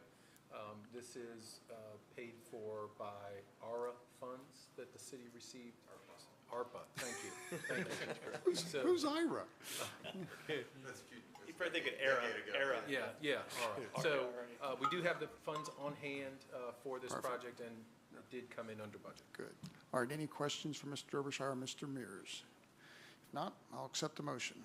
All right, Mr. Mayor, Councilman King, I'll make a motion to award the bid for the Seaford Village Lift Station renovations to the low bidder Chesapeake Turf LLC in the amount of $995,900 with funding provided by the FY23 budget ARPA funds as presented. Okay, we have a motion from Council King. Is there a second? Question. Question on the motion? Could you refresh my memory? Did we do the administration part of this already? I mean, For GMB? yeah, okay. Yes. All right, so we're already spending that money, and that'll be overseeing the project and everything. It's not included in this bid because that's Correct. separate. Okay. Thank you. Good question. All right, so we have a motion. I Is there a will second? And Councilman I will Henders seconds. Any questions on the motion? If not, we'll do a roll call vote. Councilman King. Aye. Councilman McCoy. Aye. Councilman Holland. Aye. Councilman Henderson. Aye. Councilman Santos. Aye. Okay, it's unanimous. Thank you, guys. When do you think this project will start? We're looking to issue a notice of award very, very soon. Okay. Get set up with the contractor to get them started. They've got to obviously, go through submittals, order materials. Likely be, 8 months or so before they procure everything, and then take the station offline, do the work hopefully within a 90-day period. Okay, So- great. All right, thank you so much. Appreciate you. it. All right, next we have the bids on the front loader. Director Mears. All right, so we received 4 bids for the front-end loader. We've been putting away for this for the last 5 years or so. I had $155,000 budgeted.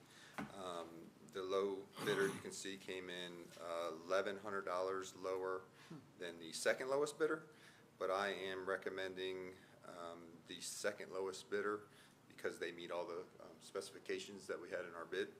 The low bidder did not meet some critical ones that we need for the operation of it. So this would put us $1,000 over budget.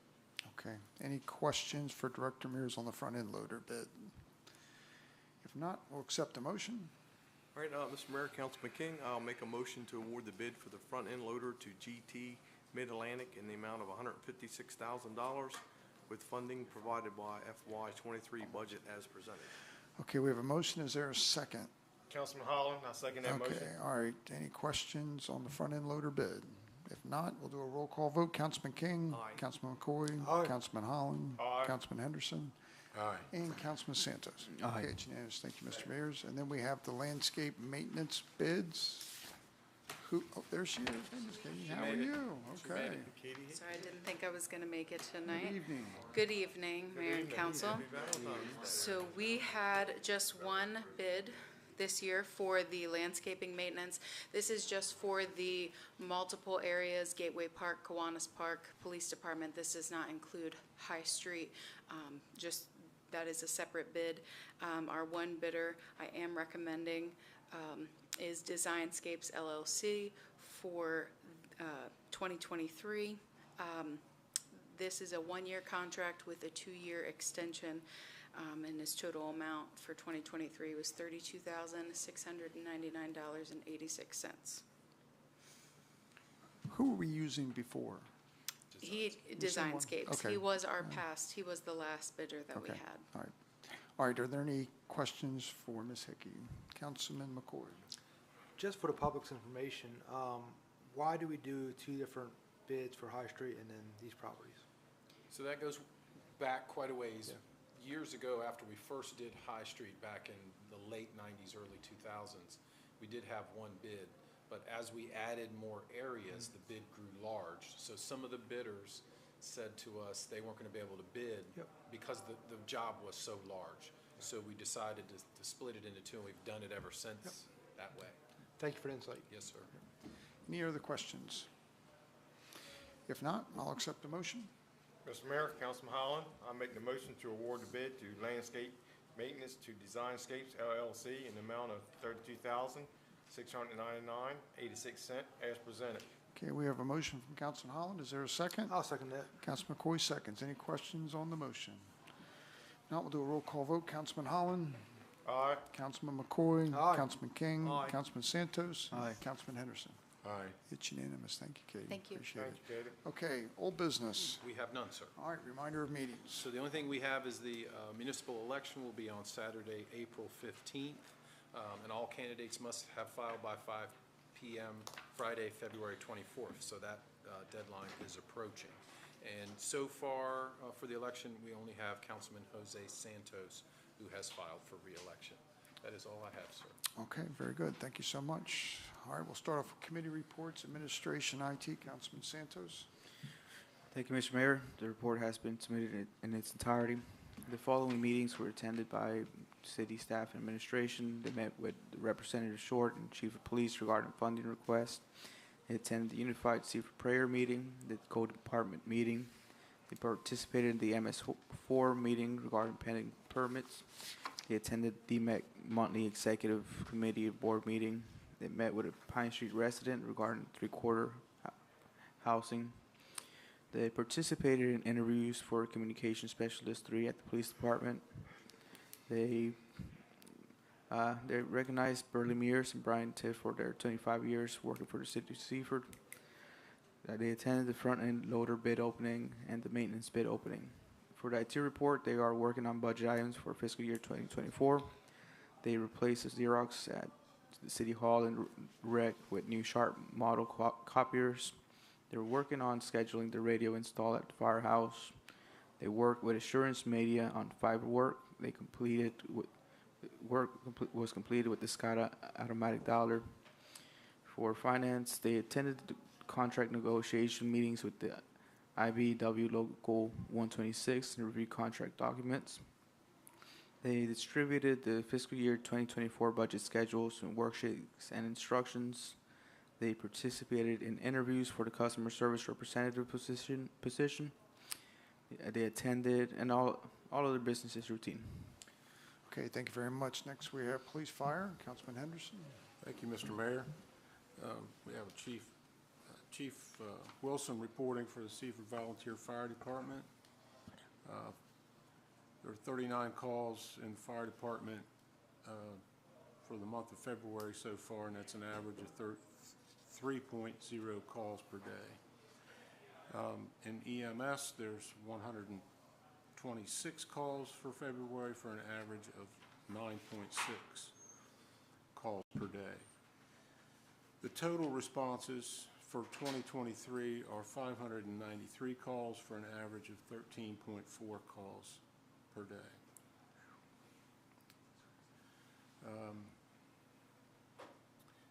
We hope in the next couple meetings we'll be able to have some fuel usage information for you. Hopefully it'll be the month-end report. We'll be able to have them at the first meeting of March. So there's a chart here that indicates miles traveled for fire department equipment. So it's 3,527.4 total miles traveled for the year. So you can imagine some of these pieces of equipment have low miles per gallon, and the gallons used and the cost would bring it into more perspective. So I'm looking forward to being able to share that information. Significant incidents, there were almost a dozen here during the period between January 28th to February 9th. Some of these were mutual aid assists out of town, but there are a couple in the city. There was, on 128, there was a motor vehicle crash with entrapment on Sussex Highway. There were two patients transported, and unfortunately, Blades fire policeman was struck by an automobile at this incident. I don't really have a report on his condition, but I don't think it's terribly serious. It's serious enough to be struck by a vehicle, but I don't think it was anything like what Ken Tull endured. And on February 4th, the department responded to a working commercial fire contained to the dryer units. And we want to thank Millville and Blades. They handled this call because this occurred at the time of the annual banquet. So we're really grateful that Blades and Millville had engines on standby for Station 87. And on the 9th, of February, there was a motor vehicle crash with entrapment and building damage on North Street, and there was assistance from Blades and the Sussex County Technical Rescue that had to stabilize the building that was heavily damaged by the impact of the vehicle. Apparatus status, this is key. Number one, Tower 87 has been deemed a total loss by the insurance company. And I think maybe by the next meeting, I'll have some financial information that'll be able to share about what those ramifications are. E87-2 completed its, engine 87-2 completed its dot inspection, and B87 was out of service for general maintenance. And I believe I saw it in transit. I think it's back in service now. Training, the last training on February 1st was firefighter survival by the Delaware State Fire School. 15 members attended. The next meeting will be February 15th. That's tomorrow night, where they'll do rapid intervention evolutions at Station 87. Emergency medical services. A87 returned from its DOT inspection and it had a check engine light repair. As mentioned previously, B87 was out of service for an oil change. Firefighter EMT Andrew Enright was hired full-time and started on January 30th. At the same time, firefighter EMT Mike Vall, his last full-time shift will be this Friday, February 17th. There are 3 firefighter EMT positions open, with posting out with no closing dates. B87 was involved in a minor backing accident on February 12th during a call in Laurel, and there's an investigation ensuing as to the cause of the accident. I would like to take some time, this might add a couple minutes to the report, but on February 4th, the Seaford Fire Department banquet issued some awards, and they're key awards because there's a lifetime of sacrifice, and to be recognized for a few minutes pales in comparison to their sacrifice. But for 25 years of service, that's a life membership. John Stevenson and Armour Rice were awarded their 25 years. 50 years of service was Mike Vincent, Jim Mitchell, Greg Kramer, and Ron Marvel. Rookie of the Year was our former captain, Steve Flood, from the Seaford Police Department. He was now chief of Dagsboro. How he makes it over here to be Rookie of the Year, I don't know how he did it, but maybe he's the only rookie, I don't know. So, not to take anything away from that sacrifice. The President's Award went to Armour Rice. The Chief's Award went to Robbie Givens. Volunteer of the Year was Ron Marvel. And this is what's amazing. The top responders.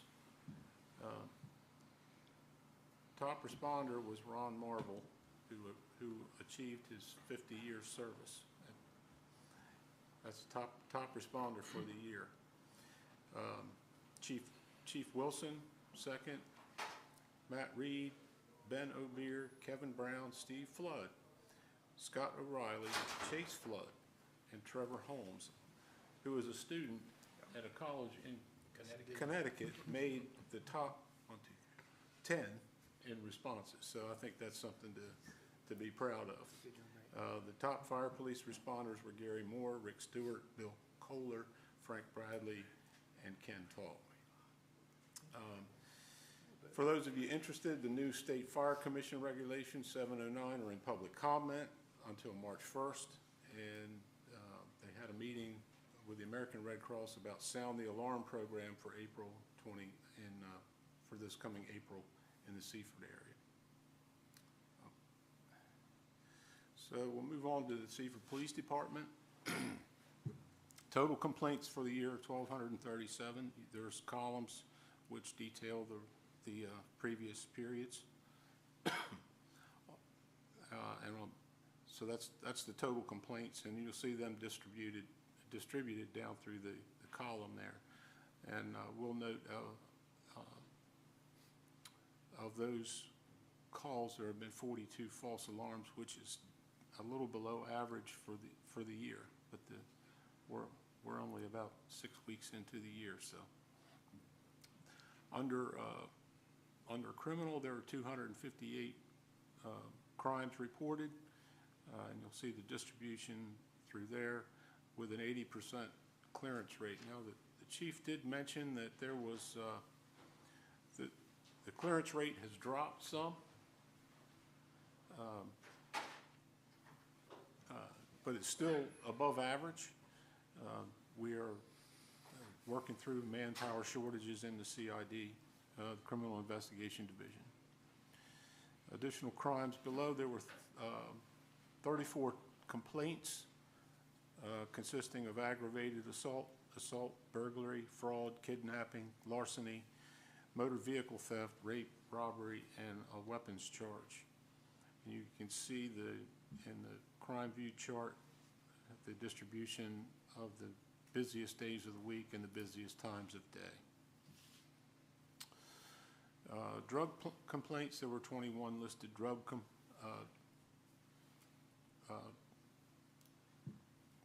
complaints with 1 overdose listed.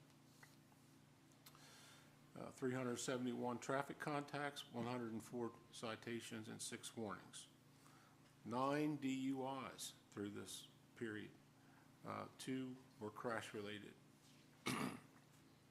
We had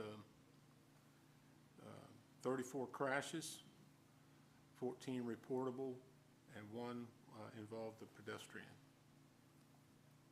I did not hear that this was fatal, so I'm sure it was an injury accident, but it was a pedestrian accident. You'll see a number of significant events, and I can't go through. I won't go through all of them. It'll take all night, but if you review it, you'll see that there were 3 shots fired incidents in this period, which is just unacceptable, and all these are active investigations. I think they did make 1 apprehension on one of these. The one key incident that Mr. Sell, when he was making his public comment, we can report that on February 9th, Seaford Police Department and Delaware State Police investigators assigned the Delaware Gaming Enforcement Unit and concluded an illegal lottery investigation at 221 North Market Street and 339 North Pine Street. Seaford Police Department CID assisted the Delaware Gaming Unit in the execution of 2 search warrants. Evidence of illegal lotteries and U.S. currency was seized by the gaming unit. Jose Lopez and Inuri Jimenez were taken into custody, charged with possessing a gambling device, advanced gambling, and keep any premises for gambling, and providing premises for gambling and release on his own recognizance bonds. So I think that's what you'll see, that's how you heard Mr. Sell making a progress there. So under training, on the 9th, the Seaford Police Department Virtua Simulator trainers, which we all had a chance to participate in, they instructed scenario training for Delaware State Police recruits in areas such as high-risk traffic stops, active attack and active killer scenarios, mental health scenarios, suicidal subjects, and other related categories. I think which we all, that night that we saw this, we all had a sampling of all of those types of scenarios, so you can only imagine how immersed these state police cadets were involved with that. So there's a lot more in the significant events. I highly recommend you read through them, but I won't take up the council's time. That concludes my report. All right, thank you very much. Next, we have Codes, Parks and Rec, Councilman Holland. Thank you, Mr. Mayor. So for Parks and Recs, Bobby is registered for the final class at Rutgers to obtain his public grounds landscape management certificate. And Michaelina and Evan are registered for the Eastern Shore Pesticide Management Conference in Salisbury on 2/15. And they met with Brightview Landscape to determine the work to be completed on the Gateway Park fountain. And the youth basketball held regular games over the past 2 weeks, and the final games were played the week of 2/13. And he had open registration for the youth co-ed soccer and men's Stopitz softball. And currently, they had one employee out for medical leave to return in mid-March. All right, we'll switch over to code. Rental inspections are scheduled for 2023 are being held, and rental license late fees were sent out February the 1st, and all the work is routine. That concludes my report. Okay, thank you very much. Next, we have Electric, Councilman McCoy. Thank you, Mr. Mayor. I had a few highlights. The report's been submitted in its entirety. Since the last report, a crew have replaced a pole on Virginia Avenue that was hit. They replaced a pole on Spruce Street that was hit as well. Took down the Christmas lights on High Street and changed some outside light bulbs at City Hall. Our director had his director's meeting, council liaison meeting. He worked on the year-end reports and worked on the FY24 budget, as well as having a staff meeting.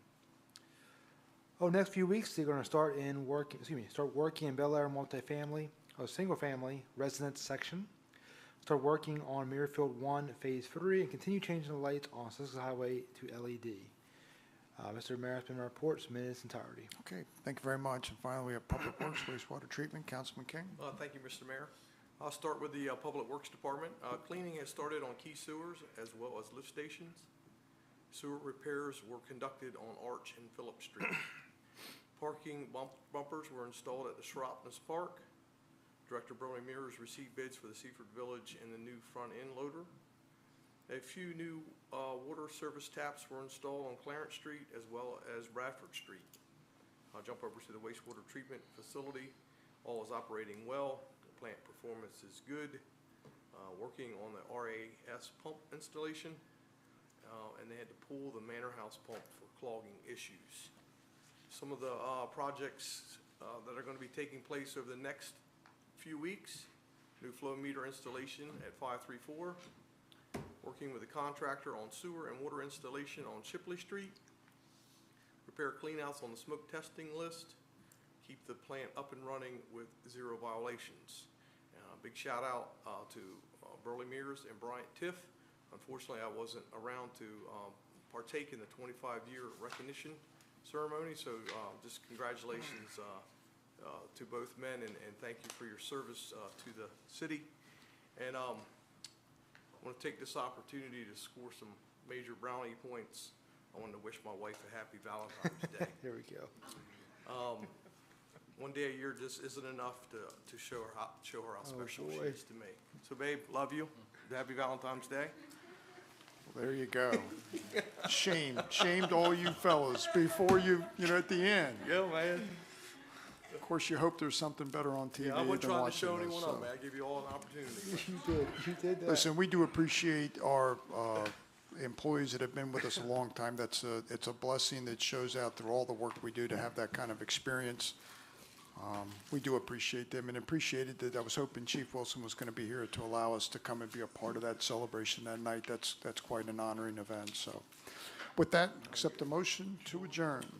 So moved. We have a motion. Is there a second? I'll second. Thank you. All those in favor say aye. Aye. Aye. Those opposed? It's unanimous. Thank you. Good night. I got No, mine. give that to Orlando. Yeah, thank you. Put it in my-